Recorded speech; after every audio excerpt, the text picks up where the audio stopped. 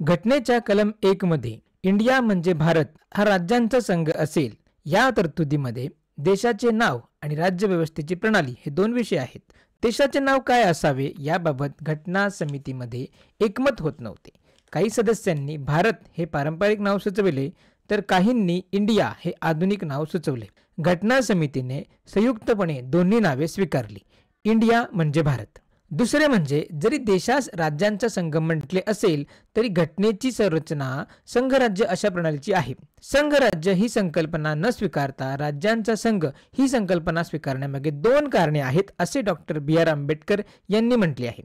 एक म्हणजे अमेरिकेतील संघराज्याप्रमाणे भारत हा राज्यांतील करारानुसार बनलेला नाही आणि दुसरे म्हणजे भारतात राज्यांना संघराज्यापासून वेगळे होण्याचा अधिकार नाही. संघराज्य हे त्याच्या अविनाशित्वामुळे राज्यांचा संघ बनते. भारत हा पूर्णतः एकात्म व अखंड देश असून केवळ प्रशासकीय सोयीसाठी तो विविध राज्यात विभागला आहे.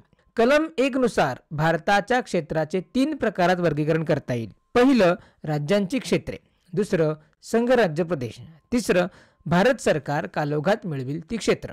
घटनेच्या परिशिष्ट 1 मध्ये राज्यांची व संघराज्य प्रदेशांची नावे आणि त्यांचा क्षेत्रीय विस्तार दिला आहे. राज्यांच्या संघात फक्त राज्यांचा समावेश होतो व भारताच्या क्षेत्रात राज्यांबरोबर संघराज्य प्रदेश व भावी काळात भारत सरकार मिळविल ती क्षेत्रे यांचा समावेश होत असल्याने भारताचे क्षेत्र ही संज्ञा भारतीय राज्यांचा संघ या संज्ञेपेक्षा व्यापक आहे.